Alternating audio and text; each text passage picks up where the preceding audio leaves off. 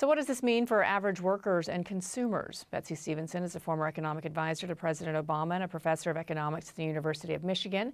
Justin Wolfers is also a professor of economics at the University of Michigan, and they both join me now live. It's good to have two life partners on the show here talking about the same subject. Betsey Johnson and Justin, welcome to the program. Okay, so Betsey, let's start with you because we see the markets once again in turmoil around the world, blinking red lights about recession fears.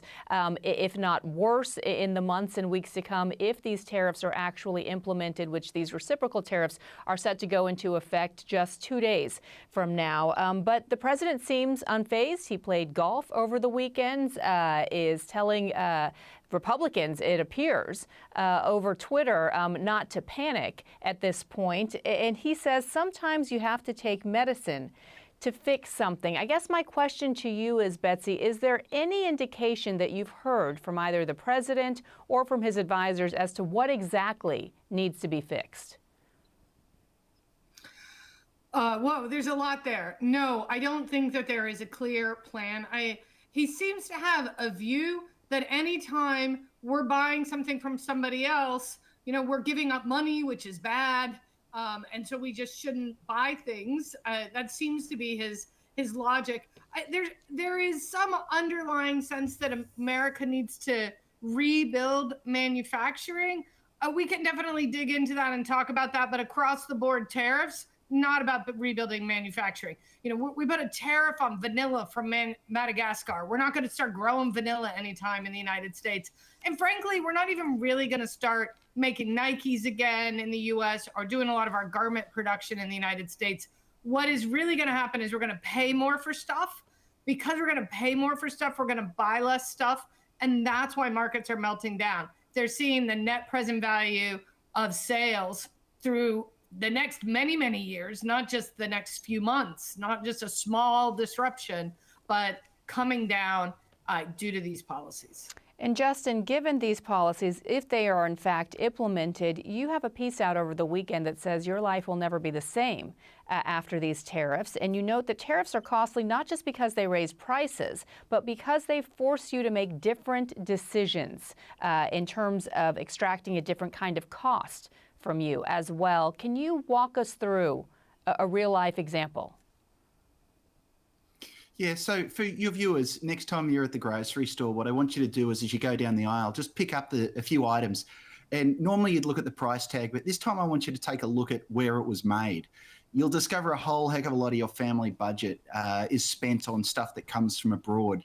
And even the stuff that's made in America turns out to be made in America often based on raw materials from abroad. So start factoring in a 20% price hike on all of that stuff. And then it gets harder than that again, which is there are things like, say, there's going to be higher washing machine prices. One way to avoid paying those higher prices is you keep the old washing machine around. Well, in this case, you don't pay the tariff in money. You pay it instead on rust stains on your old shirts. You pay it when the machine becomes unbalanced, the big thuds in the middle of the day. So there are all sorts of ways in which these tariffs are going to affect every corner of our lives. And Betsey, it's interesting because I'm sure a lot of folks, myself included as a journalist, and I would imagine the two of you, sort of had PTSD over the weekend after the 2 days that we had last week after the announcement of Liberation Day and the impact this had on the markets, and brings you back to 2008, the financial market crash, and even 5 years ago with the pandemic. And what's different is not only was this self-inflicted, but Betsey, as someone who has served in an administration and worked in an administration, there were tools in a toolbox to remedy or to try to address these crises. What are the options when the crisis is actually self-made? Well, I have to say, one thing I have been fond of saying is that the president doesn't have that much control over the economy. And now I have to add, until now, because what he did was to really just tear apart the entire economy. What are the tools in the toolbox? Stop doing that. I think that's the best tool he could use would be to stop, would be to have economic advisors who are willing to explain some of the mistakes in his thinking. Because I do think, look, not everybody was born to think about economics every day. I totally get that.